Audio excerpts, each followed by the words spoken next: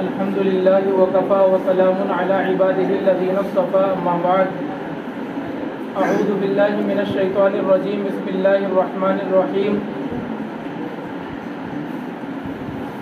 إن هذا القرآن يهدي للتي هي أقوم وقال تعالى يا أيها الذين آمنوا كتب عليكم الصيام كما كتب على الذين من قبلكم لعلكم تتقون وقال النبي صلى الله عليه وسلم الصيام والقرآن يشفعان للعبد ويقول الصيام أي ربي إني منعته الطعام والشهوات فشفعني فيه ويقول القرآن إني منعته النوم بالليل فشفعني فيه ويشفعان أو كما قال عليه الصلاة والسلام.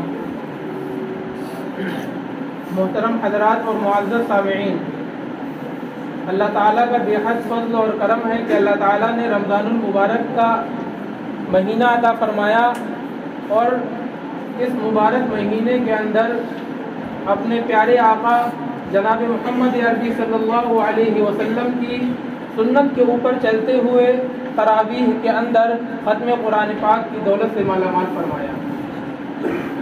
میں نے ابھی آپ کے سامنے رمضان المبارک کے تعلق سے 2 آیتیں کریمہ تلاوت کی ہیں. پہلی آیت کا تعلق قرآن پاک سے ہے اور دوسری آیت کا تعلق روزے سے ہے. اس وقت کچھ باتیں آپ کے سامنے عرض کرنی ہے. ان باتوں کا خلاصہ بھی یہی ہے، روزہ اور قرآن، رمضان اور قرآن، رمضان اور قرآن کے درمیان میں کیا نسبت ہے، رمضان اور قرآن کا کیا تعلق ہے. تو اس حوالے سے میں نے آپ کے سامنے 2 آیتیں کریمہ تلاوت کی ہیں اور ایک اللہ کے نبی علیہ الصلوۃ والسلام کا ارشاد گرامی تلاوت پڑھا ہے. اللہ تبارک و تعالی نے قرآن پاک کے سلسلے میں اس آیت کریمہ کے اندر ارشاد فرمایا کہ ان ھذا القرآن یہدی للتی ہی اقوم. یہ قرآن جس کو ہم نے اپنے پیارے آقا جناب محمد عربی صلی اللہ علیہ وسلم کی ذات گرامی کے اوپر 23 سال کی قلیل مدت کے اندر نازل کیا ہے، اس قرآن کے بارے میں اللہ تعالیٰ ارشاد فرما رہے ہیں کہ ان ھذا القرآن یہدی للتی ہی اقوم. یہ قرآن ہدایت دیتا ہے ایسے لوگوں کو کہ جو بہت ہی زیادہ ٹیڑھے ہیں، جن کے دل بہت ہی زیادہ سخت ہیں اور جو راہ سے بھٹکے ہوئے ہیں.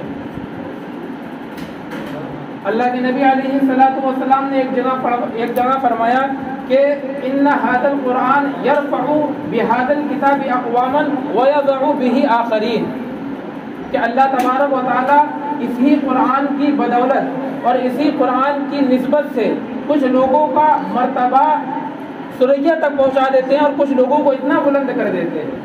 وہیں پر اللہ تبارک و تعالیٰ کچھ لوگوں کا سلسلہ اسی قرآن کی وجہ سے ایسا کر دیتے ہیں کہ وہ اسفل سافلین کے اندر پہنچ جاتے ہیں. تو کتاب ایک ہے، لیکن اس کتاب سے اثر لینے والے 2 طرح کے لوگ ہیں، 2 طبقے کے لوگ ہیں.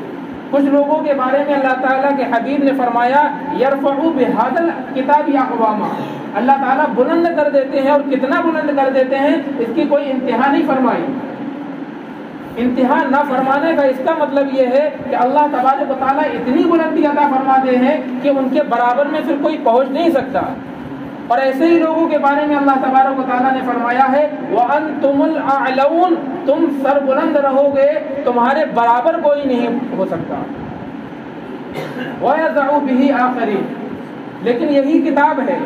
اس کتاب کا ایک دوسرا اثر یہ بھی ہے کہ کچھ لوگوں کو اللہ تبارک و تعالیٰ اتنا گھٹا دیتے ہیں ان کے رتبے کو کہ وہ اسفل سافلین کے اندر پہنچ جاتے ہیں. وجہ کیا ہے؟ وجہ یہ ہے کہ قرآن پاک کی نسبت ایک بارش کے طریقے سے ہے. جس طریقے سے بارش آسمان سے نازل ہوتی ہے، اسی طریقے سے قرآن پاک اللہ تعالیٰ نے آسمان سے نازل کیا ہے.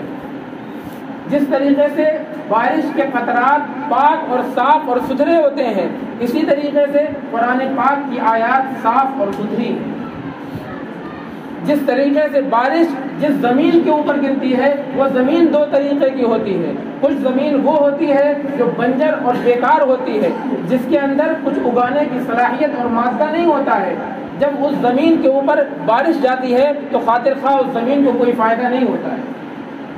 وہیں پر وہی بارش آسمان سے نازل ہو رہی ہے, وہی پاک اور شفاف بارش ہے, لیکن جب وہ ایسی زمین کے اوپر گرتی ہے, اس کے قطرات ایسی زمین کے اوپر جاتے ہیں جس زمین کے اندر صلاحیت ہوتی ہے اگانے کی, جس زمین کے اندر صلاحیت ہوتی ہے بیج کو اگانے کی, پھل کو لانے کی, تو وہ بارش کے قطرات کا فائدہ ہوتا ہے ایسی زمین کے اوپر. ٹھیک اسی طریقے سے اللہ تعالیٰ نے قرآن پاک کو نازل کیا. جن لوگوں کے دل ٹیڑھے ہیں, جن لوگوں کے دلوں کے اندر کجی ہے, جن لوگوں کے دلوں کے اندر صلاحیت کو پیدا کرنے کی قوت ہی نہیں ہے, تو قرآن پاک ایسے لوگوں کے بارے میں اللہ تعالیٰ کے حبیب فرماتے ہیں وَيَضَعُ بِهِ قَوْمًا آخَرِينَ, کہ ایسے لوگ قرآن پاک کی وجہ سے, قرآن کے نازل ہونے کی وجہ سے, قرآن کا انکار کرنے کی وجہ سے, قرآن سے عداوت اور اس سے دشمنی رکھنے کی وجہ سے اللہ تبارک و تعالیٰ ان کو ابو جہل, ابو لہب, اخنس بن شریح اور ابی ابن اور عبداللہ ابن سلول اس جیسے لوگوں کو بنا دیتا ہے. ایسے ہی لوگوں کے بارے میں اللہ تعالیٰ نے قرآن میں فرمایا ختم اللہ علی قلوبہم وعلی سمعہم وعلی ابصارہم غشاوہ, کہ اللہ تعالیٰ نے ان کو کانوں کے اوپر, ان کی آنکھوں کے اوپر اللہ تعالیٰ نے مہر لگا کے رکھی ہے, ان کے اوپر پردہ ڈلا ہوا ہے, یہ اب حق کو قبول نہیں کر سکتے. سم بکم عمی, یہ اندھے بھی ہیں, گونگے بھی ہیں, بہرے بھی ہیں, یہ راہ کی طرف لوٹ نہیں سکتے. تو میں نے بتایا کتاب ایک ہے, نازل ہونے والی آسمان سے ہے, پاک اور صفاف اور شفاف ہے بارش کے طریقے سے. اگر ایسے لوگوں کے پاس میں یہ جاتی ہے جن کے دل ٹیڑھے ہیں, جن کے دل کے اندر کجی ہے, جو راہ سے بھٹکے ہوئے ہیں, جن کے دلوں کے اندر صلاحیت نہیں ہے راہ کے اندر آنے کی, تو ان کو اس کتاب کی وجہ سے ان کا رتبہ اور گھٹ جاتا ہے. وہیں پر کچھ لوگ وہ بھی ہیں کہ جن کے دلوں کے اندر کجی نہیں ہے, جن کے اندر راہ کو قبول کرنے کا صلاحیت اور مادہ موجود ہے, تو جب وہ اس قرآن کو پڑھیں گے, جب وہ اس قرآن کے اوپر عمل کریں گے, جب اس قرآن کو اپنے دل سے لگائیں گے, اپنی آنکھوں سے لگائیں گے, اپنے سینے سے لگائیں گے, تو اللہ تبارک و تعالیٰ ان کے رتبے کو اتنا بلند کرے گا, اتنا بلند کرے گا کہ اس کی کوئی حد اللہ کے نبی علیہ الصلوۃ والسلام نے بیان نہیں فرمائی. آپ کو معلوم ہے کفار مکہ کے اندر کیسے کیسے لوگ موجود تھے. قرآن پاک نازل ہوا, قرآن پاک کا اعجاز اپنی جگہ, قرآن پاک کی بلاغت اپنی جگہ, قرآن پاک کے معنی و مفاہیم اپنی جگہ. وہ عرب تھے, ان سے بڑھ کر کے, ان سے جلدی اور اس سے زیادہ بلاغت کو آج پورے عجم کے اندر کوئی سمجھ نہیں سکتا. ان کی عربی کے برابر کسی کا عربی نہیں ہو سکتی. قرآن انہی کی زبان کے اندر نازل کیا گیا. اسی وجہ سے اللہ کے نبی نے فرمایا اقرؤوا القرآن بلحون العرب, کہ قرآن پاک کو عرب کے لہجے میں پڑھو, جس طریقے سے عربوں کا لہجہ ہے اس طریقے سے قرآن پاک کو پڑھا کرو. تو میں کہہ رہا تھا کہ عرب کے اندر جب قرآن نازل ہوا تو اس کی بلاغت کو آپ نہیں سمجھتے اس وقت میں فصاحت کسے کہتے ہیں اور بلاغت کسے کہتے ہیں, اور نہ ہی میں آپ کو اس وقت میں سمجھا سکتا, کیونکہ یہ بہت باریک سی چیزیں ہیں. ان باریک چیزوں کو بہت سی چیز سمجھنے کی ضرورت ہوتی ہے. جب ان چیزوں کو سمجھیں گے تب آپ کو معلوم ہوگا کہ قرآن کی فصاحت کیا ہے, قرآن کی بلاغت کیا ہے. ایک ایک لفظ کے اندر قرآن دریا جیسے معنی رکھتا ہے. تو ان عربوں نے ان کو سمجھا, قرآن پاک کو سمجھا, لیکن عداوت کی وجہ سے, دشمنی کی وجہ سے, بغض کی وجہ سے پورے مکہ کے اندر اعلان کر دیا. نہ صرف مکہ کے اندر بلکہ حج کرنے جو دیگر لوگ آیا کرتے تھے, دوسرے علاقے سے لوگ آیا کرتے تھے, اپنے قبیلے کے باہر میں, اپنے گاؤں کے باہر میں لوگوں کو متعین کر دیتے تھے اور اعلان کروا دیتے تھے کہ جب باہر سے لوگ آئیں تو ان کو کہہ دینا کہ محمد کے پاس میں مت جانا, اور وہ ان کے پاس میں ایک جادوئی کتاب ہے, اس کتاب کو کبھی سننا مت. اگر اس کو سنو گے تو تمہارے اوپر جادو ہو جائے گا, اور پھر تم بھی وہی لات و عزا کو چھوڑ کر کے ایک اللہ کو مانو گے, ہمارے بتوں کی پرستش کو چھوڑ دو گے, ہمارے بتوں کو تم بھی گالیاں دینے لگو گے, اور تمام بتوں کو چھوڑ کر, تمام کی عبادت کو چھوڑ کر صرف ایک اللہ کو ماننے والے ہو جاؤ گے. لہذا اس کے پاس مت جانا, اس کے کلام کو مت سننا, اور اس کے قرآن کو سمجھنے کی جرات بھی نہ کرنا. لیکن قرآن کا اعجاز اپنی جگہ, قرآن کی بلاغت اپنی جگہ. یہی بڑے بڑے کفار اور یہی بڑے بڑے مکہ کے مشرکین رات کو آتے ہیں اللہ کے نبی علیہ الصلوۃ والسلام کے پاس میں آ کر اسی قرآن پاک کی تلاوت کو سنتے ہیں اور اس سے بہریاب ہوتے ہیں. لیکن دل کے اندر مان لیا ہے کہ ماننا نہیں ہے, دل کے اندر عداوت ہے, ان کے کجی ہے, ان کے کیڑ ہے. تو قرآن پاک کی وجہ سے ان کے دلوں کے اندر بالکل بھی خاطر خواہ فائدہ نہیں ہوا۔ وہیں دوسری طرف حضرت عمر خطاب رضی اللہ تعالیٰ عنہ، آپ جانتے ہیں حضرت عمر کو، حضرت عمر رضی اللہ تعالیٰ عنہ کی شخصیت وہ ہے کہ آقا علیہ الصلوۃ والسلام نے اسلام کی قوت کے لیے، اسلام کی تائید کے لیے، اسلام کی حمایت کے لیے اپنے اللہ تبارک و تعالیٰ کے سامنے ہاتھ مان کر کے، ہاتھ کو جوڑ کر کے اللہ تبارک و تعالیٰ سے دعا مانگی ہے۔ مراد پیغمبر کہا جاتا ہے حضرت عمر رضی اللہ تعالیٰ عنہ کو۔ اللہ کے نبی علیہ الصلوۃ والسلام نے دعا مانگی ہے کہ اے اللہ اس دین کو عمر بن ہشام یا عمر بن خطاب کے ذریعے سے تقویت پہنچا۔ تو یہ حضرت عمر رضی اللہ تعالیٰ عنہ کا مقام ہے کہ ابھی اسلام نہیں لائے، ابھی دل کے اندر ارادہ یہ ہے کہ اللہ کے نبی کو اس دنیا سے پاک اور صاف کر دیں گے، ان کے نام و نشان کو مٹا دیں گے۔ اس ایسے وقت میں اللہ کے نبی علیہ الصلوۃ والسلام نے ان کے لیے ہاتھ جوڑ کر کے دعا کر رہے ہیں کہ اے اللہ عمر بن ہشام یا عمر بن خطاب کے ذریعے سے اس اسلام کو آپ تقویت اور اس اسلام کو قوت پہنچا دیں۔ حضرت عمر کا دل کتنا سخت تھا، لیکن ان کے اسلام لانے کا واقعہ کیا ہوا؟ کون سی وہ چیز تھی جس نے انہیں اسلام لانے کے اوپر مجبور کر دیا؟ اللہ کے نبی علیہ الصلوۃ والسلام نے صرف دعا مانگی ہے، آپ نے ملاقات نہیں کی، آپ نے تبلیغ نہیں کی، آپ نے جا کے ان سے بات نہیں کی، صرف اللہ تبارک و تعالیٰ سے دعا مانگی ہے۔ لیکن اس دعا کا سبب کیا ہوا میں کہنا چاہتا ہوں، اس دعا کا سبب یہی قرآن پاک کی تاثیر تھی، یہی قرآن پاک کا اعجاز تھا، یہی قرآن پاک کی فصاحت اور بلاغت تھی۔ ارادہ یہ کر لیا کہ نبی کو ختم کر دیں گے، تلوار لے کر نبی کے قتل کرنے کے لیے چل دیے۔ راستے کے اندر یہ اطلاع ملتی ہے کہ تم نبی کو قتل کرنے کی نیت سے جا رہے ہو، کیونکہ ان کے پاس میں قرآن اترا ہے۔ لیکن اپنی بہن کی تو بھی خبر لو جا کر، اپنی بہن کے بارے میں تو بھی دیکھو جا کے تمہارے بہن اور تمہارے بہنوئی کیا کر رہے ہیں۔ حضرت عمر رضی اللہ تعالیٰ عنہ وہیں سے اپنے بہن کے گھر پر کے آئے۔ گھر پر آنے کے بعد میں وہ قرآن پاک کی تلاوت کر رہی ہیں۔ حضرت عمر کی جیسے ہی آہٹ دیکھی، ان کے دبدبے اور ان کے خوف کی وجہ سے، اس گھبراہٹ کی وجہ سے انہوں نے قرآن پاک کو چھپا دیا اور یوں ہی بیٹھ گئے۔ حضرت عمر رضی اللہ تعالیٰ عنہ نے اپنے بہنوئی کو، جس کی لوگ عزت کیا کرتے ہیں، جس کو آنکھوں پر بٹھایا کرتے ہیں، حضرت عمر کے دل کے اندر ابھی اتنی نفرت ہے، اتنی عداوت اور اتنی دشمنی ہے کہ اپنے اس بہنوئی کو حضرت عمر رضی اللہ تعالیٰ عنہ نے لہو لہان کر دیا مار مار کر۔ بہن بیچ میں آئی، بہن کو بھی مارا، بہن کو بھی نہیں چھوڑا۔ بہن کہنے لگی اے عمر، جس خطاب کا خون تمہارے اندر ہے اسی خطاب کے خون کی لہریں میرے اندر بھی دوڑ رہی ہیں۔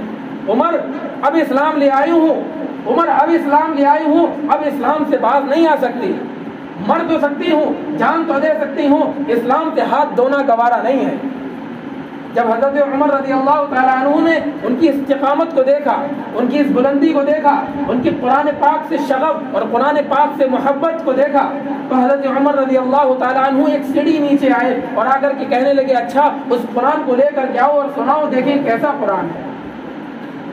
بہن نے کہہ دیا کہ اے عمر، اس کے لیے پاک اور صاف ہونا ضروری ہے۔ چنانچہ اس کے بعد میں حضرت عمر کے سامنے ان کی بہن نے قرآن پاک کی سورہ طٰہٰ تلاوت کی۔ جو ہی ایک رکوع انہوں نے تلاوت کیا، حضرت عمر رضی اللہ تعالی عنہ کے دل، ان کا جو دل تھا وہ جتنا ہی زیادہ سخت تھا کفر کی طرف، جتنا زیادہ سخت تھا شرک کی طرف، ان کا دل اتنا ہی زیادہ پگھلنے لگا اسلام کی طرف۔ اور نتیجہ یہ ہوا وہاں سے اٹھ کر کے آئے ہیں، اللہ کے نبی علیہ الصلوۃ والسلام کے دربار میں جا رہے ہیں۔ صحابہ نے دیکھا عمر آ رہے ہیں اور ساتھ میں تلوار بھی ہے۔ اللہ کے نبی علیہ الصلوۃ والسلام نے کہا گھبراؤ مت، آنے دو، اگر اسلام لے کر کے آتے ہیں، اگر خیر کے ارادے سے آتے ہیں تو قبول ہے، ورنہ عمر ہی کی تلوار ہوگی اور اسی کی گردن ہوگی۔ چنانچہ حضرت عمر رضی اللہ تعالیٰ عنہ آئے ہیں اور آ کر کے اسلام لے آئے ہیں۔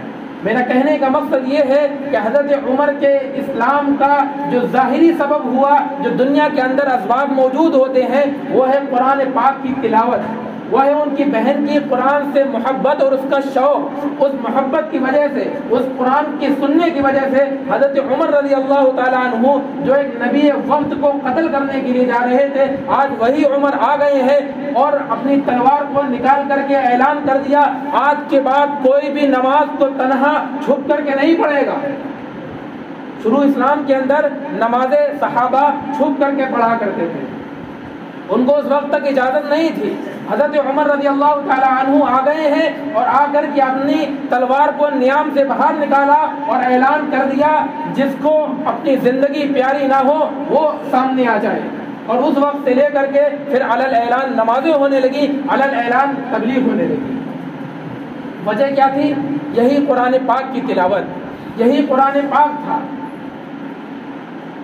ایک صحابی کو دیکھیے کہ قرآن پاک کی آیت وَامْتَازُوا الْيَوْمَ أَيُّهَا الْمُجْرِمُونَ کہ کل قیامت کے دن اللہ تبارک و تعالیٰ اعلان فرمائیں گے، اے مجرموں، اے گنہگاروں، اے وہ لوگوں جنہوں نے اپنے اوپر ظلم کیا ہے، آج تم نیکی لوگوں سے الگ ہو جاؤ۔ وَامْتَازُوا الْيَوْمَ أَيُّهَا الْمُجْرِمُونَ آج تو یہ ہے کہ دنیا کے اندر بھی نیک لوگ بھی، بد کردار بھی، فاسق بھی، تمام قسم کے لوگ مل کر کے رہتے ہیں، ان کے درمیان میں کوئی امتیاز نہیں ہو پاتا، ان کے درمیان میں کوئی فرق نہیں ہوتا۔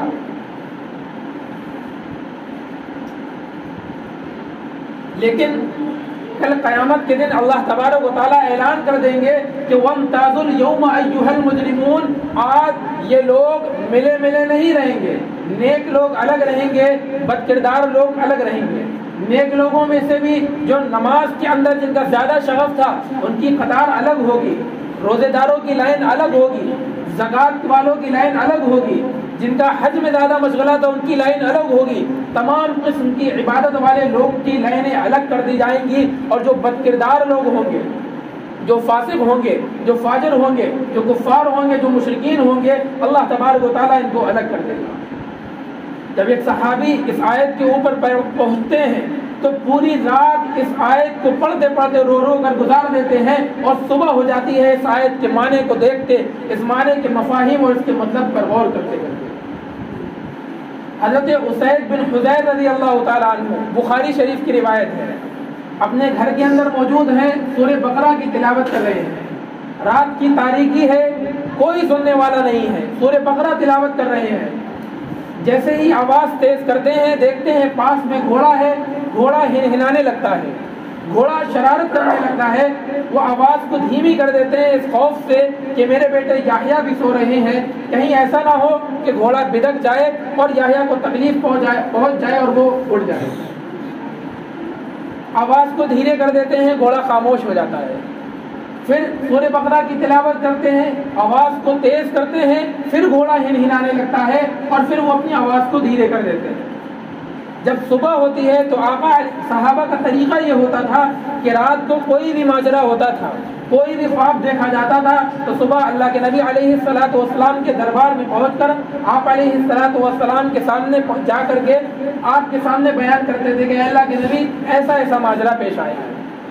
چنانچہ انہوں نے بھی اسی عادت کے مطابق اللہ کے نبی علیہ الصلوۃ والسلام کے سامنے بیان کیا۔ اللہ کے نبی علیہ الصلوۃ والسلام نے ارشاد فرمایا، اے اسید قرآن کو پڑھے جاؤ، قرآن کو پڑھتے رہو۔ پھر انہوں نے کہا، اے اللہ کے نبی میں نے رات کے اندر میں نے آسمان پہ دیکھا کہ ایک بادل کا ٹکڑا تھا اور اس بادل کے اندر ایک روشنی جیسی ظاہر ہو رہی تھی، تو اللہ کے نبی علیہ الصلوۃ والسلام نے فرمایا کہ اے اسید تمہاری قرآن پاک کی تلاوت کی وجہ سے اگر تم قرآن پاک کی تلاوت کو روکتے نہیں، قرآن پاک کی تلاوت کرتے رہتے اور قرآن پڑھتے رہتے تو آج پورا مدینہ فرشتوں کو دیکھ لیتا، یعنی وہ آسمان کے فرشتے تھے جو تمہاری تلاوت کو سننے کے لیے آئے ہوئے تھے۔ تو اللہ تبارک و تعالیٰ نے قرآن پاک نازل کیا انسانوں کی ہدایت کے لیے، انسانوں کی رہنمائی کے لیے۔ اگر آج ہماری مساجد محفوظ نہیں ہیں، ہمارے مدارس محفوظ نہیں ہیں، ہماری دینی تنظیم اور دینی راہیں محفوظ نہیں ہیں، تو اس کی وجہ یہ ہے کہ ہم نے قرآن سے ناطے کو ختم کر لیا، ہم نے قرآن سے نسبت گھٹا دی، قرآن سے محبت ہماری کم ہو گئی، ہم نے صرف قرآن کو سمجھ لیا کہ جائیں گے حافظ صاحب یا کوئی بھی مولوی حضرات قرآن پاک کو تعویذ میں لکھ کر کے ہم کو دے دیں گے، قرآن کی برکت ہو جائے گی، کچھ طلباء کو بلا کر گھر میں قرآن خوانی کروا لیں گے، قرآن کی برکت ہو جائے گی۔ اسی طریقے سے قرآن پاک کو سجا کر کتابوں میں رکھ دیں گے، قرآن کی برکت ہو جائے گی، نہیں، بلکہ قرآن پاک کے ہمارے اوپر حقوق ہیں، قرآن کے اوپر ایمان لے آیا جائے، میں اس کو تفصیل سے نہیں بیان کرنا چاہتا، وقت زیادہ ہو جائے گا۔ قرآن کے اوپر ایمان لایا جائے کہ یہ قرآن پاک وہی کتاب ہے جس کو اللہ تبارک و تعالیٰ نے اپنے حبیب کے اوپر 23 سال کی قلیل مدت کے اندر نازل کیا تھا۔ اس قرآن کو پڑھا جائے، پڑھنے کے ساتھ ساتھ اس پر عمل کرا جائے، اس کے اندر کیا مضامین بیان کیے گئے ہیں ان کو سیکھا جائے، اور ساتھ ساتھ میں قرآن پاک کی تبلیغ کی فکر کی جائے۔ تبلیغ کے اندر یہ تمام راستے داخل ہیں کہ جو قرآن پاک پڑھ رہے ہیں، جو قرآن پاک پڑھا رہے ہیں، ان سے محبت کی جائے، ان کی مدد کی جائے، ان کی اعانت اور ان کی نصرت کی جائے۔ یہ تمام چیزیں تبلیغ کے اندر اور قرآن پاک کے حقوق کے اندر داخل ہیں۔ اللہ کے نبی نے فرمایا خیرکم من تعلم القرآن وعلمہ، سب سے بہترین ہیں وہ لوگ جو قرآن پاک کو پڑھیں اور قرآن پاک کو پڑھائیں۔ تو کم از کم اگر ہم ان لوگوں میں شامل نہیں ہیں تو ان سے محبت رکھیں، ان کی مدد کریں، ان کی نصرت کریں، دینی تنظیمیں اور دینی ادارے جو چل رہے ہیں ان کی خیریت لیتے رہیں۔ ہم یہ ہمارے محتاج نہیں بلکہ ہم ان کے محتاج ہیں، ہم اس دین کے محتاج ہیں کہ ہمارا پیسہ، ہماری جان، ہماری محنت لگ جائے اس دین کی تبلیغ کے لیے، اس دین کو آگے بڑھانے کے لیے۔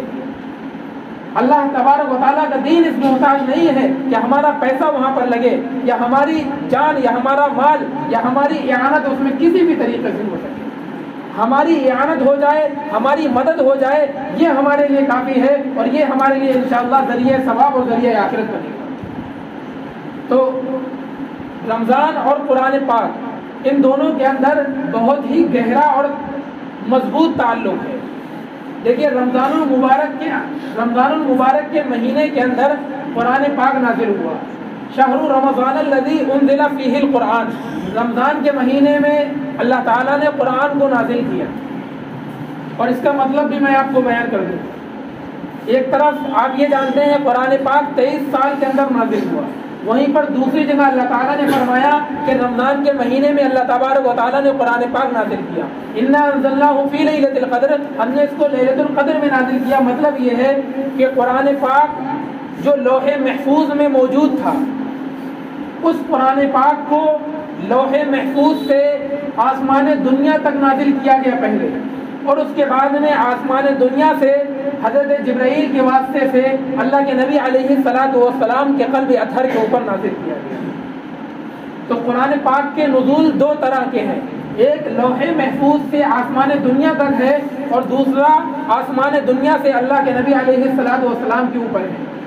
اللہ تعالیٰ نے یہ جو فرمایا شہر رمضان الذی انزل فیہ القرآن اور انا انزلناہ فی لیلۃ القدر، کہ قرآن رمضان میں نازل ہوا اور لیلۃ القدر میں نازل ہوا، تو اس کا مطلب یہ ہے کہ لوح محفوظ سے آسمان دنیا تک جو نازل ہوا ہے یہ رمضان کے مہینے میں نازل ہوا، اور آسمان دنیا سے لے کر کے اللہ کے نبی علیہ الصلوۃ والسلام کے اوپر جو آیا ہے یہ 23 سال کی قلیل مدت کے اندر نازل ہوتا ہے۔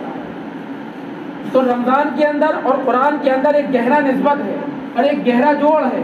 اسی جوڑ اور اسی نسبت کی وجہ سے اللہ کے نبی علیہ الصلوۃ والسلام کا معمول یہ رہتا تھا کہ حضرت جبرائیل امین سے، جو روح الامین ہے، جو فرشتوں کے سردار ہیں، جس کے بارے میں قرآن کہتا ہے ذو مرۃ فاستوى وهو بالافق الاعلى ثم دنا فتدلى فكان قاب قوسين او ادنى، وہی جبرائیل امین ہے۔ تو قرآن پاک اللہ کے نبی علیہ الصلوۃ والسلام اس روح الامین کو، اس فرشتے کو رمضان المبارک میں پڑھ کر کے سنایا کرتے تھے، اور اس سے اسی طریقے سے دور کیا کرتے تھے جس طریقے سے ایک حافظ دوسرے حافظ سے دور کیا کرتا ہے۔ تو یہ رمضان المبارک کا قرآن پاک سے جوڑ ہے، اس کا کنیکشن ہے، اس کا تعلق ہے۔ رمضان المبارک کے مہینے کے اندر اللہ تبارک و تعالیٰ کی جانب سے خود لوگوں کے دلوں کے اندر یہ شوق پیدا ہوتا ہے کہ جو قرآن پڑھے ہوئے ہیں وہ قرآن کو پڑھیں، اور اسی شوق کی وجہ سے آج الحمدللہ ثم الحمدللہ ہم نے تراویح کے اندر قرآن پاک کو پڑھا ہے اور آپ نے قرآن پاک کو سنا ہے۔ اسی شوق کی وجہ سے جو لوگ قرآن پاک نہیں پڑھنا جانتے وہ لوگ کوشش یہ کرتے ہیں کہ ہم قرآن پاک کو پڑھ جائیں، لیکن ساتھ ساتھ میں اللہ تبارک و تعالیٰ نے اس کے ثواب کا بھی اعلان کر دیا، من قرأ حرفا من کتاب اللہ فلہ حسنۃ والحسنۃ بعشر امثالها، کہ جو قرآن پاک کو پڑھے گا اس قرآن پاک کی وجہ سے اس کو ایک نیکی ملے گی، اور ایک نیکی 10 نیکی کے برابر ہے۔ اور یہ ثواب اس وقت میں ہے جب کوئی بندہ بغیر وضو کے، بغیر نماز کے قرآن پاک کی تلاوت کرے. لیکن اگر کوئی بندہ وضو کر کے قرآن پاک کی تلاوت کرتا ہے تو اللہ تبارک و تعالیٰ ہر حرف کے اوپر 25 نیکیاں اس کو عطا فرماتے ہیں. اور اگر وضو کے ساتھ ساتھ میں نماز کے اندر پڑھے اور نماز میں بیٹھ کر کے پڑھے تو اللہ تعالیٰ 50 نیکیاں عطا فرماتے ہیں. اور نماز کے اندر اگر کھڑا ہو کر کوئی شخص پڑھتا ہے تو ایک حرف کے اوپر اللہ تبارک و تعالیٰ 100 نیکیاں عطا فرماتے ہیں. اور چونکہ رمضان المبارک کے مہینے کے اندر اللہ تبارک و تعالیٰ ہر ایک نیکی کا ثواب 700 گنا بڑھا دیتے ہیں، تو قرآن پاک رمضان المبارک کے مہینے کے اندر کھڑے ہو کر پڑھنے کے اندر ایک حرف کے اوپر اللہ تبارک و تعالیٰ 700 نیکیاں عطا فرماتا ہے. اور قرآن پاک کے اندر ٹوٹل جو حرف ہیں وہ کم از کم 3 لاکھ ہیں. بعض روایت کے اندر 400 کا اضافہ ہے، بعض کے اندر 200 کا اضافہ ہے، لیکن کم سے کم جو مقدار ہے وہ 3 لاکھ کی متفق علیہ ہے.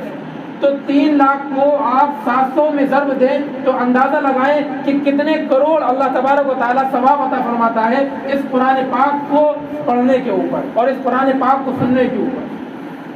لیکن ساتھ ہی ساتھ میں ہم اپنا جائزہ لیں. کیا قرآن پاک کو ہم نے اس محبت کے ساتھ میں پڑھا؟ کیا قرآن پاک کو ہم نے اس عظمت کے ساتھ میں سنا؟ کیا قرآن پاک پڑھتے وقت میں اور قرآن پاک کو سنتے وقت وہی عظمت اور وہی محبت ہمارے دل میں تھی جو اس قرآن کا حق ہے، جو اس قرآن کا لازمی حق ہے کہ یہ قرآن وہی کتاب ہے کہ جو اللہ تبارک و تعالیٰ نے نازل کیا ہے؟ علماء نے ادب یہ بتایا ہے کہ قرآن کو پڑھنے والا یہ سوچ لے کہ خود اللہ تبارک و تعالیٰ حکم دے رہے ہیں کہ مجھے پڑھ کر کے سناؤ تم کیسا پڑھتے ہو.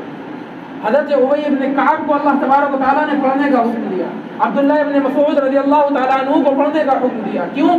کیونکہ اللہ کے نبی علیہ السلام نے ارشاد فرمایا کہ مجھے قرآن سننا اچھا لگتا ہے، اور فرمایا قرآن سننے پر ڈبل نیکیاں ملتی ہیں. تو اس وجہ سے اللہ کے نبی علیہ السلام نے حضرت عبداللہ بن مسعود کو قرآن پڑھنے کا حکم دیا کہ مجھے قرآن پڑھ کر کے سناؤ، مجھے قرآن سننا اچھا لگتا ہے. تو قرآن سننے والا یہ دل کے اندر یہ داعیہ پیدا کرے اور یہ خیال رکھے کہ احکم الحاکمین کا کلام پاک پڑھا جا رہا ہے، اس ذات کا قرآن پاک پڑھا جا رہا ہے جس سے بڑھ کر کوئی کلام نہیں. دیگر انبیاء کے اوپر جو آسمانی صحائف نازل ہوئے ان کو کتاب کہا جاتا ہے، اور اس کتاب کو کلام اللہ کہنے کا اعجاز حاصل ہے. فرق یہ ہے کلام کہتے ہیں اس کلام کو جو اللہ تبارک و تعالیٰ کی زبان مبارک سے نکلا ہو، جو اللہ تبارک و تعالیٰ کا کلام ہو. اور جو دیگر کتابیں ہیں وہ لکھی گئی ہیں، وہ اللہ تعالیٰ کا کلام نہیں ہے.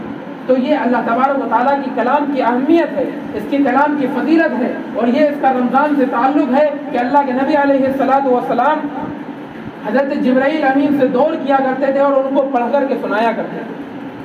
اور اسی رمضان المبارک کے مہینے کے اندر لوح محفوظ سے آسمان دنیا پر یہ قرآن پاک نازل کیا گیا. جو میں نے آپ کے سامنے اللہ کے نبی علیہ السلام کا ارشاد پڑھا ہے، اللہ کے نبی علیہ السلام کی حدیث پڑھی ہے، اس کے اندر اللہ کے نبی علیہ السلام کہتے ہیں کہ کل قیامت کے دن روزہ اور قرآن، الصیام والقرآن یشفعان للعبد، یہ دونوں کے دونوں اللہ تبارک و تعالیٰ کے سامنے بندے کی سفارش کریں گے. کس وقت سفارش کریں گے؟ جس وقت میں کسی کی مجال نہیں ہوگی کہ اللہ تبارک و تعالیٰ کے سامنے بول سکے. الا من اذن له الرحمن وقال صوابا، مگر وہی شخص جس کو اللہ تبارک و تعالیٰ نے اجازت دی ہوگی.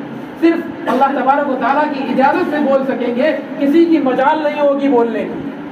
ایسے وقت میں، ایسے نازک گھڑی کے اندر اللہ کے نبی علیہ السلام فرما رہے ہیں الصیام والقرآن یشفعان للعبد، کہ یہ روزے اور یہ قرآن اللہ تبارک و تعالیٰ کے سامنے بندے کی سفارش کریں گے.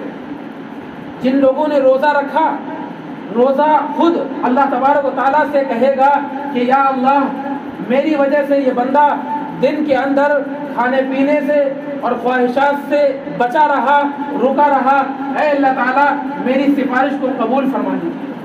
وہیں پر قرآن کہے گا اے اللہ میں نے رات کی نیند کو اس سے جدا رکھا، میں نے راتوں کے اندر اس کو سونے نہیں دیا، یہ میری وجہ سے میری تلاوت کو سنتا تھا، مجھے سنتا تھا، جس کی وجہ سے یہ جلدی سو نہیں سکا تھا. انی منعتہ النوم باللیل، کہ میں نے رات کے اندر اس کو سونے سے روک رکھا تھا. فشفعنی فیہ، اے اللہ میری سفارش کو قبول کر لیجیے. فیشفعان، اللہ تبارک و تعالیٰ روزے کی اس سفارش کو قبول فرمائیں گے، اللہ تعالیٰ قرآن کی اس سفارش کو قبول فرمائے گا۔ تو چونکہ روزہ اور قرآن یہ دونوں ہماری سفارش کریں گے کل قیامت کے دن، اسی وجہ سے میں نے آپ کے سامنے روزے کی ایک آیت کریمہ تلاوت کی تھی اور ایک قرآن پاک کی آیت کریمہ تلاوت کی تھی۔ روزے کا اللہ تبارک و تعالیٰ نے جو مقصد بیان فرمایا وہ ہے تقویٰ، اور اگر یہ تقویٰ اگر پیدا ہو گیا تو اللہ تبارک و تعالیٰ نے اتنے انعامات قرآن پاک کے اندر بیان فرمائے ہیں، ان للمتقین عند ربہم جنات النعیم، ان کے اندر طرح طرح کی نیکیاں ان کو ملیں گی۔ ان للمتقین مفازا حدائق واعنابا وکواعب اترابا وکأسا دہاقا لا يسمعون فیہا لغوا ولا کذابا، یہ ساری کی ساری نیکیاں اللہ تبارک و تعالیٰ نے متقیوں کے لیے بیان کی ہیں کہ ان کے لیے باغات ہوں گے، ان کے نیچے نہریں جاری ہوں گی، ان کے لیے روحیں ہوں گی، وہ وہاں پر کوئی بھی لغو قسم کی بات نہیں سنیں گے، کسی قسم کی جھوٹ قسم کی بات نہیں سنیں گے۔ اور وہیں پر اللہ تبارک و تعالیٰ نے ساتھ ساتھ فرما دیا وَمَن يَتَّقِ اللَّهَ يَجْعَلْ لَهُ مَخْرَجًا، کہ اگر روزہ رکھتے رکھتے تمہارے اندر تقویٰ پیدا ہو گیا تو یجعل لہ مخرجا، اللہ تبارک و تعالیٰ ہر تنگی سے نکلنے کا راستہ تمہارے لیے بنا دے گا، ہر مشکلات سے بچنے کا تمہارے لیے راستہ بنا دے گا۔ ومن یتق اللہ یجعل لہ مخرجا ویرزقہ من حیث لا یحتسب، تم صبح گھر سے نکل جاتے ہو، شام کو لوٹ کر کے آتے ہو، کیوں؟ رزق کی وجہ سے، دولت کمانے کی وجہ سے، تجارت کی غرض سے، تاکہ تم اپنے پیٹ کو بھر سکو، تاکہ تم اپنے گھر والوں کا خیال رکھ سکو۔ اللہ تبارک و تعالیٰ فرما رہے ہیں اگر روزہ رکھتے رکھتے تمہارے اندر تقویٰ پیدا ہو گیا وَيَرْزُقْهُ مِنْ حَيْثُ لَا يَحْتَسِبْ، اللہ تعالیٰ رزق ایسی جگہ سے دے گا تمہیں وہم اور گمان بھی نہ ہوگا۔ اگر اللہ تبارک و تعالیٰ کے اس قرآن کو آپ سچا مانتے ہیں، اللہ تبارک و تعالیٰ کے اس قرآن کے اوپر عقیدہ اور یقین ہے، تو تقوی کو اختیار کرنے کی اور تقوی اپنے اندر پیدا کرنے کی فکر پیدا کریں، اللہ تبارک و تعالیٰ ہر تنگی سے اور ہر مشکلات سے بچنے کا راستہ بنائے گا۔ وَيَرْزُقْهُ مِنْ حَيْثُ لَا يَحْتَسِبْ، اللہ کہتا ہے میں ایسی جگہ سے رزق دوں گا تمہیں وہم اور گمان تک نہیں ہوگا۔ وَيَجْعَلْ لَهُ مِنْ أَمْرِهِ يُسْرًا، تمہارے معاملے کو آسان کر دوں گا، کبھی تمہیں پریشانی لائق نہیں ہوگی، کبھی تمہیں تنگی پیش نہیں آئے گی، تمہارا معاملہ پریشان نہیں ہوگا، تمہیں غم لاحق نہیں ہوگا، تم کسی قسم سے گھبراؤ گے نہیں۔ وَيَجْعَلْ لَهُ مِنْ أَمْرِهِ يُسْرًا، تو یہ اللہ تبارک و تعالیٰ نے اسی تقوی کے فائدے قرآن پاک کے اندر بیان کیے ہیں، جس کو وجہ سے اللہ نے فرمایا کہ اگر روزہ رکھتے رکھتے تمہارے اندر تقوی پیدا ہو گیا، اللہ کا خوف پیدا ہو گیا، اللہ کی خشیت پیدا ہو گئی، تقوی کا حاصل یہ ہے کہ بندے کے دل کے اندر یہ خیال آ جائے ہر وقت کہ اللہ تبارک و تعالیٰ مجھ کو دیکھ رہا ہے۔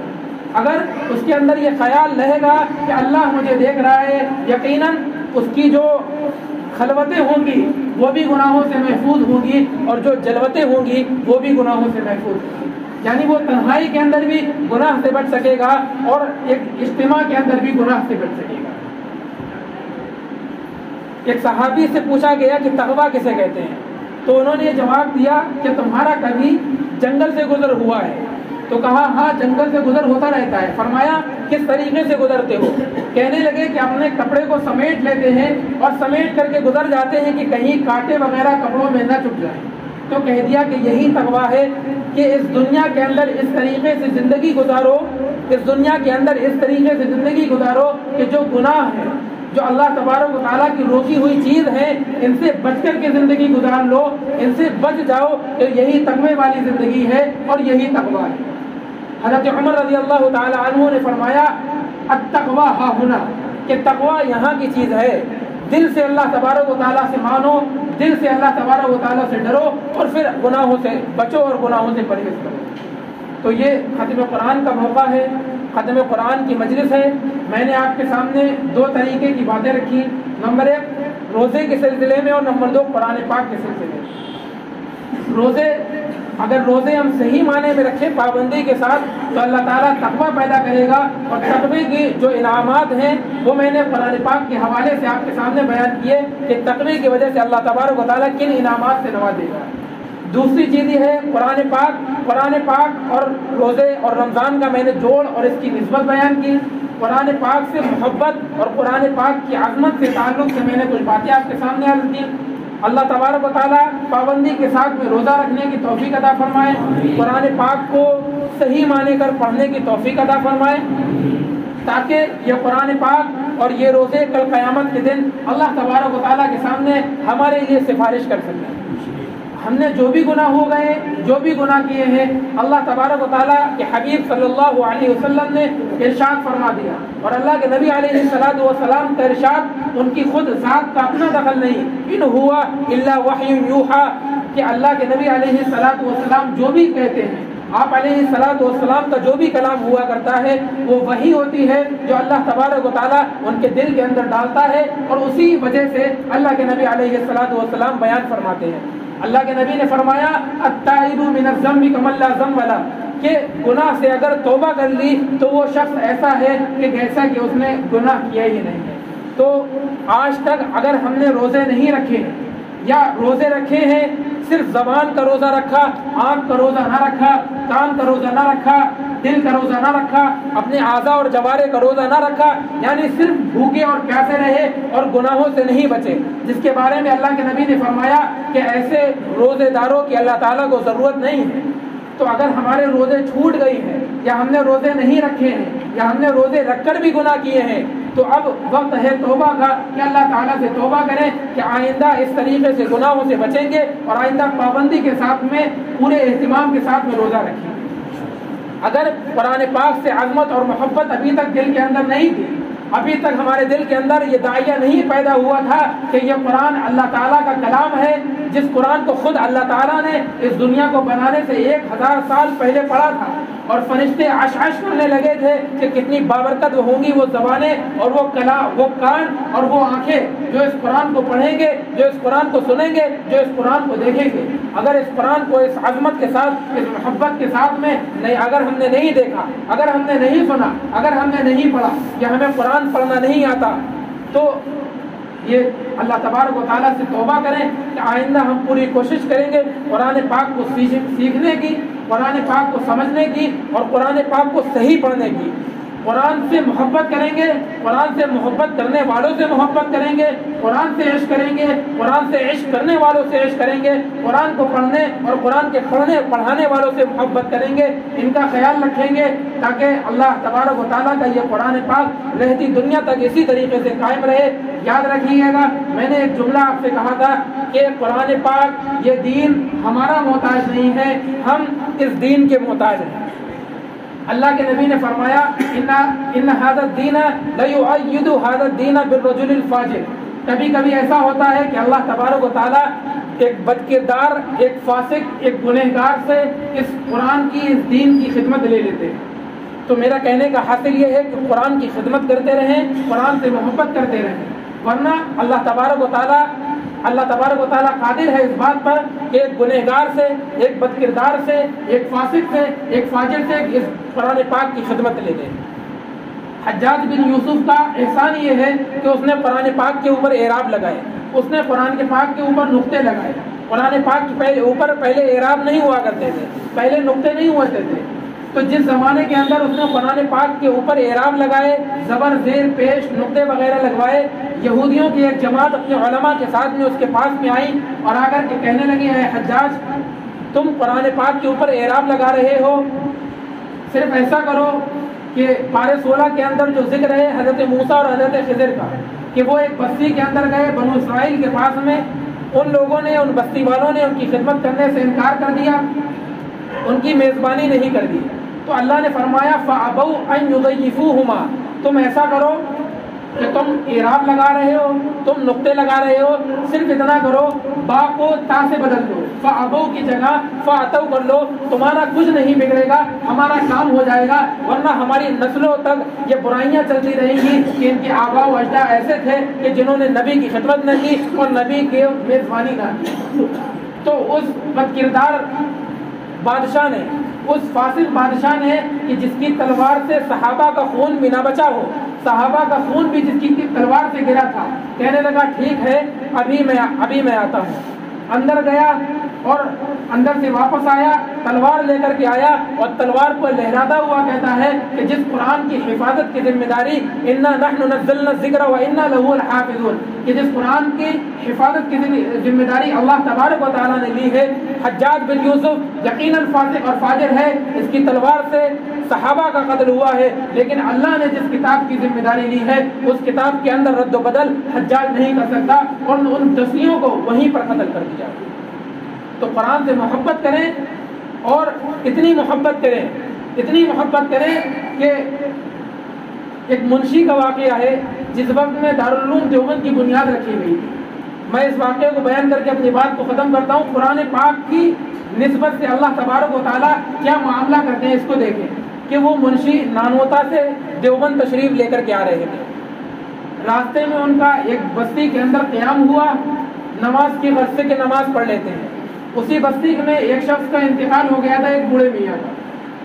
تو جب نماز جنازہ کا وقت آیا تو اس بوڑھے کے گھر سے آواز آئی کہ وہ جو منشی آئے ہوئے ہیں ان سے کہو نماز جنازہ پڑھا دیں۔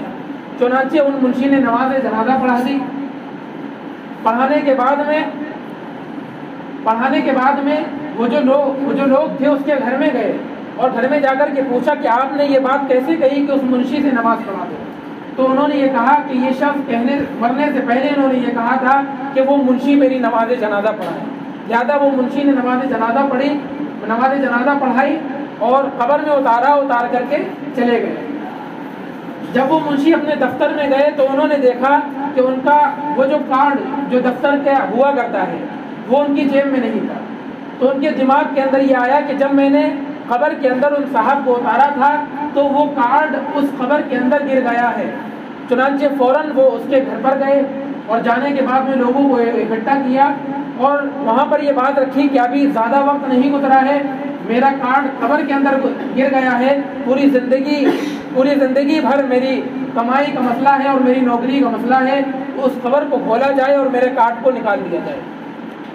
چنانچہ اس منشی کے کہنے پر اس قبر کو کھولا گیا تو کھولتے ہی دیکھتے ہیں کہ وہ قبر گلاب کے پھول سے پوری کی پوری قبر بھری پڑی۔ چنانچہ ان کے کارڈ کو نکالا گیا، قبر کو پھر سے اسی طریقے سے دفن کر دیا گیا۔ وہ منشی اپنا کارڈ لے کر فوراً اس کے گھر پر گئے اور جانے کے بعد میں پوچھا کہ آخر ایسا کون سا ان کا عمل تھا کہ جس کی وجہ سے ان کی قبر پوری گلاب سے بھری ہوئی ہے۔ تو اس کی بیوی نے یہ کہا کہ ایسا تو کوئی خاص عمل میں نہیں جانتی ہوں جو وہ کرتے ہوں، وہ تو قرآن بھی نہیں پڑھے ہوئے تھے، چند صورتیں انہیں یاد تھیں اور نہ کوئی ایسا میرے عمل ان کے ذہن میں نہیں آ رہا ہے، بس اتنا ضرور ہے 45 سال میری شادی کو ہو گئے، صرف ایک عمل مجھے ایسا یاد ہے کہ 45 سال کے اندر اس عمل کے اندر ان میں کبھی بھی ناغہ نہیں ہوئی۔ وہ عمل یہ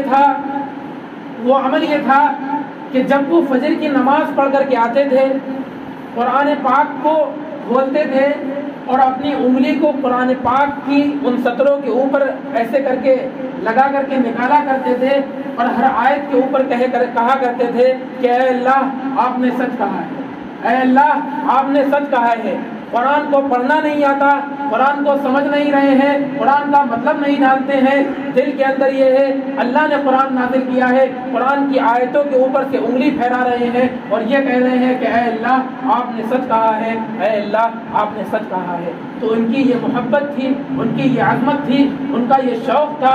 اس محبت کی وجہ سے، اس عظمت کی وجہ سے قرآن پڑھا نہیں، قرآن سیکھا نہیں، قرآن جانتے نہیں، قرآن کی تعلیمات نہیں آتی، اللہ تبارک و تعالیٰ نے قبر کے اندر ان کے ساتھ ایسا معجزہ کیا کہ پوری قبر کو گلاب کے پھولوں سے بھر دیا۔ تو کہنے کا حاصل یہ ہے کہ اللہ تبارک و تعالیٰ ہم کو اور آپ کو بھی قرآن پاک سے محبت پیدا فرمائے، قرآن پاک کو پڑھنے کی توفیق عطا فرمائے، اس پر عمل کرنے کی توفیق عطا فرمائے۔ آمین وآخر دعوانا الحمدللہ۔ دعا کریے۔ الحمدللہ رب العالمین الرحمن الرحیم مالک یوم الدین والصلاة والسلام علی رسول اللہ صلی اللہ علیہ وسلم۔ اللہم صلی علی محمد وعلی آل محمد کما صلیت علی ابراہیم وعلی آل ابراہیم انک حمید مجید۔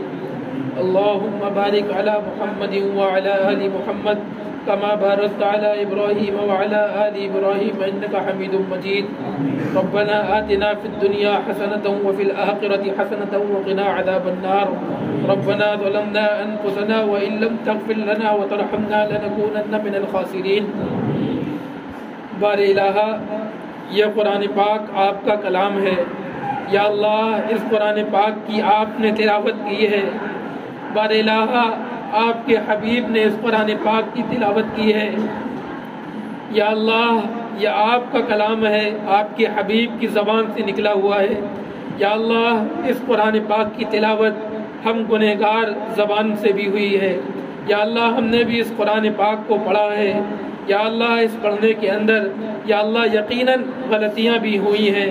یا اللہ، اس قرآن کا حق بھی ادا نہ ہوا. یا اللہ، اس قرآن کو جیسا پڑھنا تھا ویسا پڑھ بھی نہ سکے. یا اللہ، ہمارے اس پڑھنے کو قبول فرما لیجئے. یا اللہ، اس کے اندر جو غلطیاں اور کوتاہیاں ہو گئی ان کو معاف فرما دیجئے. یا اللہ، اس قرآن پاک کے پڑھنے کو قبول فرما لیجئے. یا اللہ، اس کے سننے کو قبول فرما لیجئے. یا اللہ، یہ کلام پاک تو آپ کا کلام تھا. یا اللہ، یہ کلام پاک تو حضرت جبرائیل لے کر کے آئے تھے. یا اللہ، آپ علیہ السلام نے اس قرآن پاک کو پڑھا تھا. یا اللہ، آسمانوں نے انکار کر دیا. یا اللہ، پہاڑوں نے انکار کر دیا. یا اللہ، زمین نے اس سے انکار کر دیا تھا. یا اللہ، آپ کا احسان ہے کہ آپ نے اس قرآن پاک جیسی دولت ہم کو نوازی. یا اللہ، اس قرآن پاک جیسی دولت سے ہم کو مالا مال فرمایا. یا اللہ، ہم گنہگار بندے ہیں. یا اللہ، ہم نے اس کے حق کو ادا نہ کیا. یا اللہ، ہم نے اس سے محبت بھی نہ کی. یا اللہ، ہم نے اس سے محبت نہ کی. یا اللہ، ہم نے اس سے عظمت بھی نہ رکھی. یا اللہ، قرآن سے محبت رکھنے والوں سے بھی محبت نہ رکھ پائی. یا اللہ، قرآن سے محبت ادا فرما. یا اللہ، اس کی عظمت ہمارے دلوں کے اندر پیدا فرما.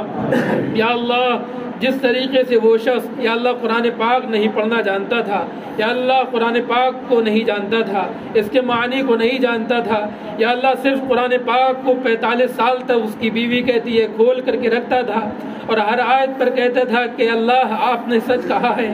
یا اللہ، آج کی قرآن کی تعلیمات ہمارے سامنے آتی ہے، یا اللہ ہم ان پر پھر بھی عمل نہیں کر پاتے. یا اللہ، ہم مومن ہیں، یا اللہ ہم مسلمان ہیں، یا اللہ ہم قرآن سے محبت کے دعوے دار ہیں، یا اللہ ہم قرآن کے پڑھنے کے دعوے دار ہیں. یا اللہ چوری بھی کرتے ہیں، یا اللہ گناہ بھی کرتے ہیں، یا اللہ جھوٹ بھی بولتے ہیں، یا اللہ غیبت بھی کرتے ہیں، یا اللہ زنا بھی کرتے ہیں. یا اللہ ہر طریقے کی گناہ، ہر طریقے کی برائی ہمارے اندر موجود ہے. یا اللہ، وہ شخص تو کہتا ہے کہ بار الہ آپ نے صحیح کہا. یا اللہ آپ کی تعلیمات آپ کے رسول نے ہم تک پہنچائی ہیں، پھر بھی ہم گناہ سے نہیں بچ پاتے. یا اللہ گناہ سے بچنے کی توفیق عطا فرما. یا اللہ گناہوں سے بچنے کی توفیق عطا فرما. یا اللہ جو بھی گناہ ہو گئے ان کو معاف فرما دے. یا اللہ ہم نے تنہائیوں میں بھی گناہ کیے، یا اللہ مجمع میں بھی گناہ ہوئے ہیں، یا اللہ جان بوجھ پر بھی گناہ ہوئے ہیں، یا اللہ انجانے میں بھی گناہ ہو گئے. یا اللہ تمام قسم کے گناہوں سے ہمیں محفوظ فرما. یا اللہ تمام قسم کے گناہوں سے ہماری معافی فرما لے. بار الہ یہ مغفرت کا عشرہ ہے، یا اللہ ختم قرآن پاک کا موقع ہے. یا اللہ قرآن پاک یا اللہ اس کو پڑھنے پر اتنی نیکیاں ملتی ہیں، یا اللہ اتنا ثواب ملتا ہے. یا اللہ آپ کے حبیب نے بیان کیا ہے کہ قرآن پاک کے پڑھنے کے بعد میں یا اللہ دعائیں قبول ہوتی ہیں. یا اللہ گناہ کر کر کے ہمارا دل سیاہ ہو گیا. یا اللہ ہمارا دل پورا کا پورا کالا ہو گیا. یا اللہ اب ہمیں گناہ کا احساس بھی نہیں ہوتا. یا اللہ ہم گناہ کرتے چلے جاتے، ہمیں احساس تک نہیں ہوتا.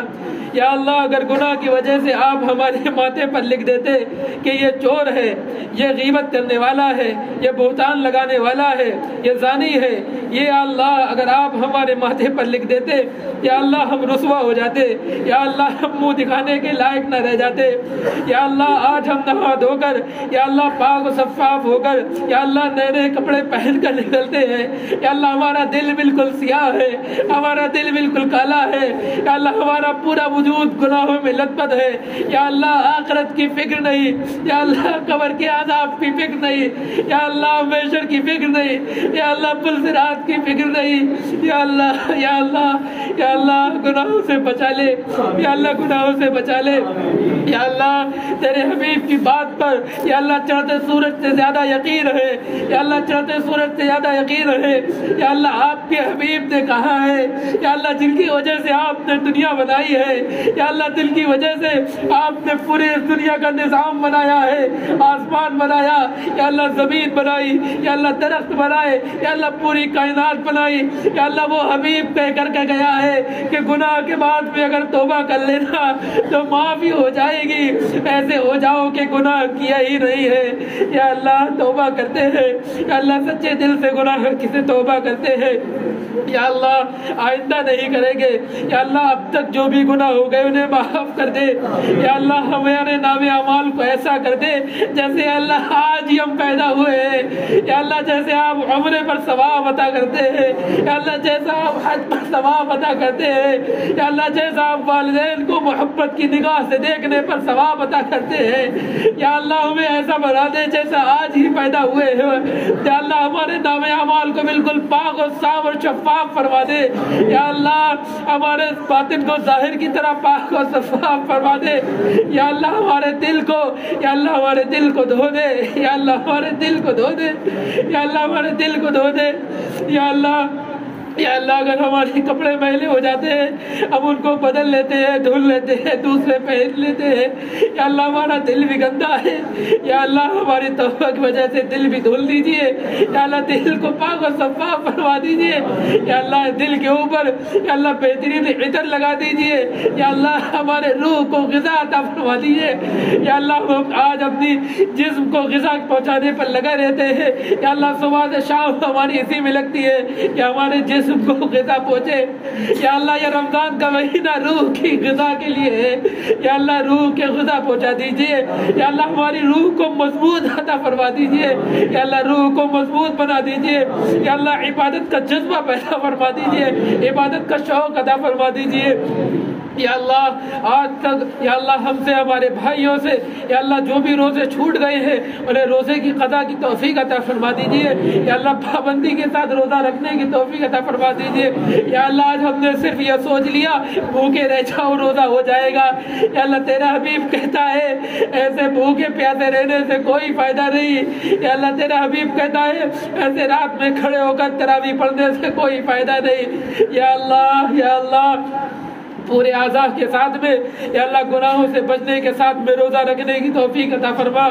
یا اللہ غیبت، چغلی، بدکرداری، زناکاری، یا اللہ حرام کاری، یا اللہ ان تمام گناہوں سے حفاظت فرما، یا اللہ جو جائز چیز تھی کھانا پینا، یا اللہ جائز چیز تھی بیوی کے ساتھ میں ہم بستری کرنا، یا اللہ روزے کے اندر ہم جائز چیز چھوڑ دیتے ہیں، لیکن جو ایک ناجائز چیز ہے کسی مسلمان کو تکلیف پہنچانا، کسی کی پیٹھ پیچھے برائی کرنا، یا اللہ اس ناجائز چیز کو ہم پھر بھی کرتے ہیں، یا اللہ اس ناجائز چیز سے بھی ہماری حفاظت فرما دے، یا اللہ اس ناجائز چیز سے بھی ہماری حفاظت فرما دے، یا اللہ اس تقوی کی یا اللہ اس روزے کی وجہ سے ہمارے اندر تقوی پیدا فرما دے، یا اللہ ہمیں متقی بنا دے، یا اللہ متقی کی وجہ سے یا اللہ قرآن پاک نے آپ نے جو بھی اعلان کیے ہیں یا اللہ ہمیں ان اعلان کے اوپر 100% یقین ہے، یا اللہ ان تمام اعلان کے اوپر ہمیں یقین ہے، یا اللہ ان کو لوٹنے والا بنا دے، یا اللہ ہماری جھولی کو ان سے بھر دے،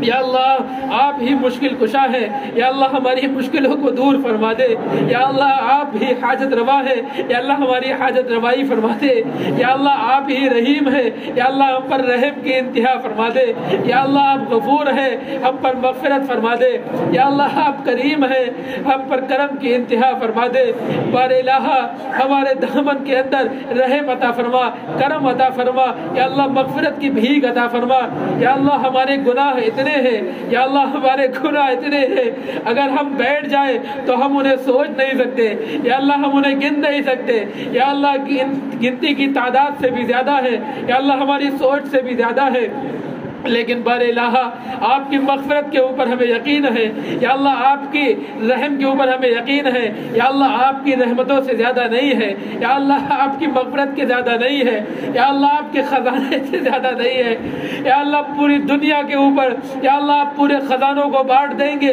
آپ کے خزانوں کے اندر ایسی بھی کمی نہیں آئے گی جیسے سمندر کے اندر کوئی یا اللہ، سمندر کے اندر جیسے کوئی پرندہ جائے اور اس کے چوچ کے اندر جتنا پانی کا قطرہ آ جائے، یا اللہ اپنے خزانوں سے ہمیں مالا مال فرما دیجئے یا اللہ، ہمارے گناہوں کو نہ دیکھتے ہوئے، اپنے رحم کو دیکھتے ہوئے، اپنے کرم کو دیکھتے ہوئے یا اللہ، اپنی مغفرت کو دیکھتے ہوئے ہمارے گناہوں کو معاف فرما دیجئے یا اللہ، پل صراط کے اوپر یا اللہ پلک جھپکتے ہوئے ہم سب کو گزار دیجئے یا اللہ، عذاب قبر سے ہماری حفاظت فرما دیجئے یا اللہ، عذاب جہنم سے ہماری حفاظت فرما دیجئے یا اللہ یا اللہ یا اللہ، قبر کے اندر جو سوال ہوں گے یا اللہ، ان سوال آسان فرما دیجئے یا اللہ، قبر کے اندر جب ہماری آنکھیں بند ہو جائیں گی یا اللہ، یہ دل دھڑکنا بند ہو جائے گا یا اللہ، پھر یہ زبان ایک مرتبہ بھی تسبیح نہ پڑھ سکے گی یا اللہ، آج دنیا کے اندر ہمارا دل دھڑک رہا ہے، ہماری آنکھیں کھلی ہے یا اللہ ہم کو عبادت کا شوق عطا فرما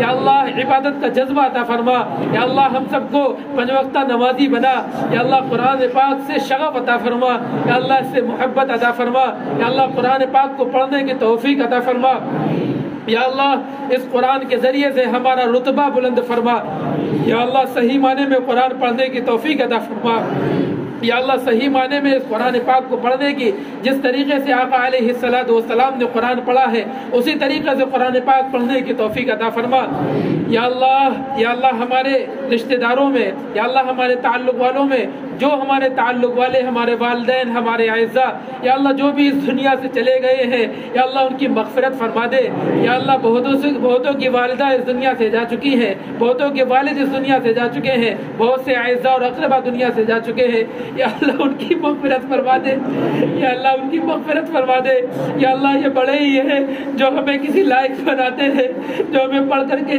پڑھنا سکھاتے ہیں، جو ہمیں انگلی پکڑ کر کے چلنا سکھاتے ہیں یا اللہ، ان کی تمام خاطر اور ان کی تمام کوششیں اسی میں لگی رہتی ہے کہ ہمارے بچے پڑھ کر کے بڑے ہو جائیں یا اللہ، ان سب کی مغفرت فرما دے یا اللہ، ان کی زبان بند ہو چکی ہے یا اللہ، ان کے کلیجے بند ہو چکے ہیں یا اللہ، جتنے بھی بڑے ہمارے اس دنیا سے جا چکے سب کی مغفرت فرما یا اللہ، سب پر رحم فرما یا اللہ، یہ رمضان کا مہینہ ہے یا اللہ، قرآن پاک ختم کیا گیا ہے یا اللہ، بہت سے ایسے بھی ہیں یا اللہ، بہت سے ایسے بھی ہیں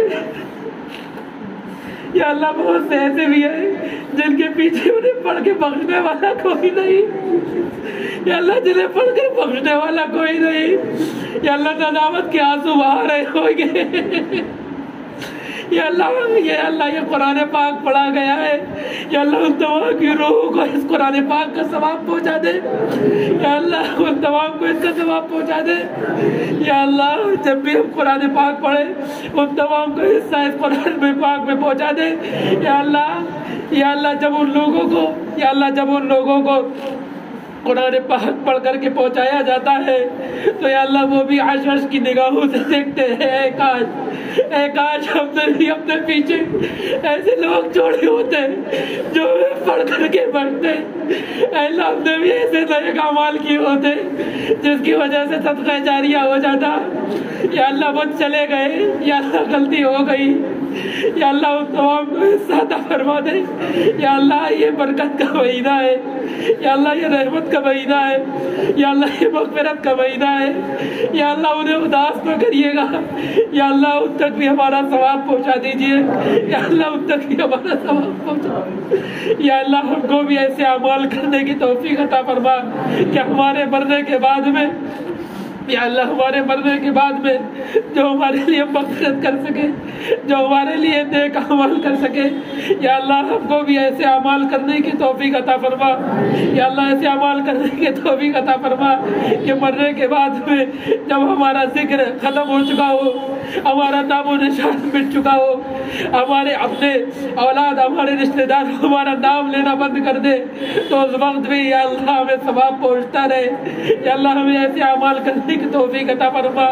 یا اللہ مدارس کے اندر، مساجد کے اندر، یا اللہ خانقاہوں کے اندر، مساجد کی تعمیر کے اندر، مدارس کی تعمیر کے اندر یا اللہ ہمیں حصہ لینے کی توفیق عطا فرما، تاکہ مرنے کے بعد میں جب ہمارا دل دھڑکنا بند ہو جاتا ہے، ہماری زبان بند ہو جاتی ہے، ہمیں بھی کوئی پڑھ کر کے بخشتا رہے، ہم کو بھی ثواب ملتا رہے۔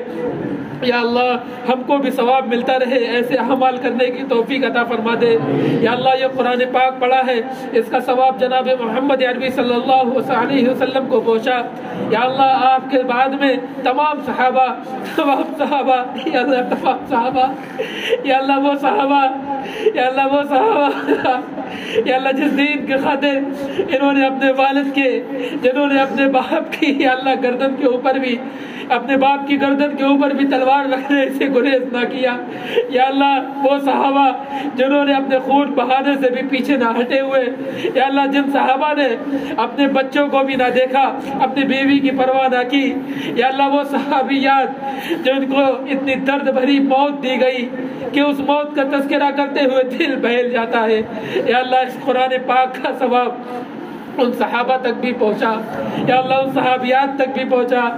یا اللہ ہمارے حبیب تو، یا اللہ ہمارے حبیب نے تو زیادہ سفر نہ کیا تھا، یا اللہ یہ قرآن کو پہنچانے والے وہی صحابہ ہیں، یا اللہ وہی صحابہ ہیں جو پوری دنیا کے اندر پھیل گئے تھے۔ یا اللہ انہی صحابہ کی بدولت یہ قرآن پاک ہم کو ملا ہے۔ یا اللہ اس قرآن پاک کا ثواب ان صحابہ تک بھی پہنچا۔ یا اللہ ان صحابہ کے بعد میں تمام تابعین، تبع تابعین، یا اللہ مفسرین اور محدثین کو بھی ثواب پہنچا۔ یا اللہ جن مفسرین نے اس قرآن پاک کی خدمت کر کے اس قرآن پاک کا حق ادا کیا ہے، جن محدثین نے اللہ کے نبی کے حدیث کے ذریعے سے اس قرآن پاک کے صحیح مطلب کو ہم تک پہنچایا ہے، یا اللہ ان تمام علماء کو اس قرآن پاک کا ثواب عطا فرما۔ یا اللہ جس اس قرآن پاک کو صحیح پڑھنے میں جنہوں نے ہماری مدد کی ہے، یا اللہ ان حفاظ کو، یا اللہ ان ائمہ کو، یا اللہ تمام کو اس قرآن پاک کا ثواب عطا فرما۔ یا اللہ ہم میں سے ہمارے جتنے بھی والدین اس دنیا کے اندر حیات ہیں، ہمارے اعزاء اور اقرباء اس دنیا کے اندر حیات ہے، یا اللہ ان سب کی عمروں میں برکت عطا فرما۔ یا اللہ ان سب کا سایہ عافیت کے ساتھ میں تا دیر قائم دائم فرما۔ یا اللہ ہم سب کی مغفرت فرما۔ یا اللہ ہم میں سے جو ہمارے بھائی یا ہماری بہنیں جو رشتے کے لیے بیٹھی ہے، یا اللہ اپنے خزانے غیب سے ان کو رشتہ عطا فرما۔ یا اللہ دیندار جوڑے عطا فرما۔ یا اللہ جوڑے تو آپ لکھ دیتے ہیں، یا اللہ بس ڈھونڈنے کے اندر ہماری مدد فرما۔ یا اللہ آسانی کے ساتھ، سہولت کے ساتھ، عافیت کے ساتھ میں ان رشتوں تک ہم سب کو پہنچا۔ یا اللہ بہت سے لوگوں نے دعا کے لیے کہا ہے، یا اللہ بہت سے لوگ ایسے ہیں جو اپنے دلوں کے اندر آرزوئیں اور تمنا رکھتے ہیں، یا اللہ بہت سے لوگ کہنا چاہتے تھے نہیں کہہ پائے، یا اللہ سب کی جائز تمناؤں اور ارادوں کو پورا فرما۔ یا اللہ آپ سب کو جانتے ہیں، بار الہ آپ سب کے ناموں سے واقف ہیں، یا اللہ آپ سب کی جائز تمناؤں اور ارادوں کو جانتے ہیں۔ یا اللہ ہمارا عقیدہ ہے کہ کوئی بھی یا اللہ ہمارا عقیدہ ہے کہ پتا زمین پر نہیں گر پاتا، آپ کو اس کا علم ہوتا ہے۔ یا اللہ ہمارا عقیدہ ہے کہ ہمارے دل کے اندر جو بات کھٹکتی ہے آپ کو معلوم ہوتی ہے۔ یا اللہ ہم میں سے، یا اللہ جتنے بھی لوگ اس مجلس کے اندر بیٹھے ہیں، یا اللہ ان کے دلوں کے اندر جو بھی جائز تمنائیں اور ارادے ہیں، یا اللہ ان سب کو پورا فرما لے۔ بار الہ اس مجلس کے اندر بہت سے لوگ بیٹھے ہیں، یا اللہ جو بھی آپ کو پسند ہو اس کی وجہ سے ہماری گناہوں کی معافی فرما دے، یا اللہ ہماری بخشش فرما دے، یا اللہ ہم پر رحم کا، کرم کا، عافیت کا، سہولت کا معاملہ عطا فرما۔ یا اللہ صحیح معنی میں ہم کو مومن عطا فرما۔ یا اللہ ہم کو مسلمان بنا۔ یا اللہ ہمارے مسلمان بھائیوں کو، یا اللہ ان کو وکیل بھی بنا، یا اللہ ان کو ڈاکٹر بھی بنا، یا اللہ ان کو انجینئر بھی بنا، یا اللہ اس کے ساتھ ساتھ میں ان کو صحیح معنی میں مسلمان بھی بنا۔ یا اللہ ان کو مسلمان بن کر کے ڈاکٹر اور انجینئر اور وکیل بننے کی توفیق عطا فرما۔ یا اللہ اس دین کا بول بالا فرما۔ یا اللہ مدارس کی حفاظت فرما۔ یا اللہ مدارس کے اندر پڑھانے والوں کی حفاظت فرما۔ یا اللہ پڑھنے والوں طلباء کی حفاظت فرما۔ یا اللہ ہم سب کو ان سے محبت کی توفیق عطا فرما۔ یا اللہ ہماری مساجدوں کی حفاظت فرما۔ یا اللہ دینی دینی تنظیموں اور اداروں کی حفاظت فرما. یا اللہ اس دین کی خدمت کے لیے ہمیں کو قبول فرما لے. یا اللہ اس دین کی خدمت کے لیے ہمارا بھی حصہ فرما لے. یا اللہ یا اللہ یا اللہ پڑھتے پڑھتے یا اللہ ہمیں بھی یا اللہ 1.5 دہائیاں کم از کم ہو گئی ہے. یا اللہ اب تک علم دین حاصل کرتے رہے. بار الہ یا بار الہ اب تک علم دین کو حاصل کرتے رہے. یا اللہ ہمارا وہ سفر اب ختم ہو گیا. یا اللہ اب اس دین کی خدمت کے لیے قبول فرما لے. یا اللہ دین کی خدمت کے لیے قبول فرما لے. یا اللہ کل قیامت کے دن اس دین کی اشاعت کے لیے, اس دین کی تبلیغ کے لیے, اس دین کی مدد کے لیے یا اللہ جن لوگوں کا نام لیا جائے گا یا اللہ اس عاجز کا نام بھی ان میں شامل فرما لے. یا اللہ اس عاجز کا نام بھی ان میں شامل فرما لے. یا اللہ دین کی خدمت کے لیے قبول فرما لے. یا اللہ مرتے وقت تک یا اللہ دین کی خدمت کرنے والا بنا. یا اللہ مرتے وقت تک دین کی خدمت کرنے والا بنا. یا اللہ اس خدمت ہی کے اندر جینے اور مرنے کی توفیق عطا فرما. یا اللہ ہمارے تمام بھائیوں کے یا اللہ دین کی خدمت کا جذبہ پیدا فرما دے. یا اللہ آپ بخوبی جانتے ہیں یا اللہ حج کا موسم آ رہا ہے. یا اللہ حج کے فارم بھرے جا رہے ہیں. یا اللہ ہماری تمنائیں اور آرزوئیں ہیں یا اللہ ان کو آسان فرما. یا اللہ ہم کو نبی کے دربار تک پہنچا. یا اللہ اپنا پہلا گھر دکھا. اول بیت وضع للناس اس بارے میں آپ نے فرمایا ہے. یا اللہ اس خانہ کعبہ کی زیارت عطا فرما. یا اللہ حج بیت اللہ کی سعادت سے مالا مال فرما. یا اللہ ہمارے پاس اسباب نہیں. یا اللہ ہمارے پاس اسباب نہیں. یا اللہ ہمارے پاس وسائل نہیں. یا اللہ آپ تو اسباب سے بڑھ کر یا اللہ آپ تو وسائل سے ہٹ کر کے یا اللہ آپ بخشنے والے ہیں. یا اللہ اسباب سے ہٹ کر آپ دینے والے ہیں. یا اللہ حسین احمد مدنی یا اللہ وہ عاشق تھا کہ جب حج کا مہینہ آتا تھا تو کھانا پینا چھوڑ دیتا تھا کہ نہ جانے عشاق کیا کر رہے ہوں گے, نہ جانے حاجی آج عرفات میں ہوں گے, آج مزدلفات میں ہوں گے, آج منی میں ہوں گے. یا اللہ اس عاشق کو آپ نے اس نعمت سے نوازا کہ 17 سال نبی کے روزے پر بیٹھ کر درس حدیث دیا ہے. یا اللہ آج ہمارے پاس بھی اسباب نہیں ہے, ہمارے پاس وسائل نہیں ہے. یا اللہ آپ کے خزانے کے اوپر ہماری پوری نگاہیں ہیں. یا اللہ اپنے خزانے سے یا اللہ اپنے خزانے سے اپنے در پر بلا. یا اللہ اپنے خزانے سے ہمیں اپنے در پر بلا. یا اللہ ہم سب کو نبی کے دیار تک پہنچا. یا اللہ ہم سب کو حج مقبول اور مبرور عطا فرما. یا اللہ جن لوگوں نے حج کیا ہے ان کے حج کو قبول فرما, ان کی تمام دعاؤں کو قبول فرما. بار الہ ہم نے جتنی بھی یہ دعائیں مانگی ہیں یا اللہ بہت سی دعائیں جائز بھی رہ گئی ہیں. یا اللہ ہم تمام دعاؤں کو نہیں مانگ سکتے. یا اللہ آپ کے حبیب نے موقع پر بہت سی دعاؤں کو مانگا ہے. یا اللہ کچھ دعائیں یاد بھی ہیں, یا اللہ کچھ یاد نہیں ہے. یا اللہ ان تمام دعاؤں میں ہمارا حصہ عطا فرما. یا اللہ جن تمام چیزوں سے آپ نے حفاظت کی دعائیں مانگی ہے یا اللہ ہماری بھی حفاظت فرما. یا اللہ دجال کی فتنے سے آپ نے آگاہ کیا ہے. یا اللہ دجال کی فتنے سے ہماری حفاظت فرما. یا اللہ دجال کے شر سے ہماری حفاظت فرما. یا اللہ آخرت کے یا اللہ جو آخری وقت آئے یا اللہ کلمہ عطا فرما دیجئے. یا اللہ ایمان کی حالت میں موت عطا فرما دیجئے. یا اللہ نماز کی حالت میں موت عطا فرما دیجئے. یا اللہ قرآن سے محبت عطا فرما اور قرآن کو پڑھتے پڑھتے موت عطا فرما. یا اللہ حضرت عمر کا واقعہ ابھی بتایا گیا. یا اللہ حضرت عمر قرآن کی محبت کی وجہ سے ایمان لائے تھے. یا اللہ آپ نے نبی کے مصلی کے اوپر فجر کی نماز کے اندر قرآن کو پڑھتے پڑھتے شہادت دی ہے. یا اللہ ہمیں بھی وہ محبت عطا فرما. یا اللہ اس محبت کی وجہ سے قرآن کو پڑھتے ہوئے ہمیں بھی شہادت عطا فرما. یا اللہ ہمارا بھی آخری وقت میں قرآن کو پڑھتے پڑھتے وقت میں آئے.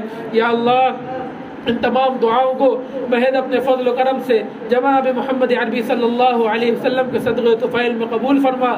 اللہم انا نسألک من خیر ما سألک منہ نبیک محمد صلی اللہ علیہ وسلم ونعوذ بک من شر ما استعاذک منہ نبیک محمد صلی اللہ علیہ وسلم وانت المستعان وعلیک البلاغ ولا حول ولا قوة الا باللہ. سبحان ربک رب العزت عما یصفون وسلام علی المرسلین والحمد للہ رب العالمین. آمین عند رحمتک یا ارحم الراحمین.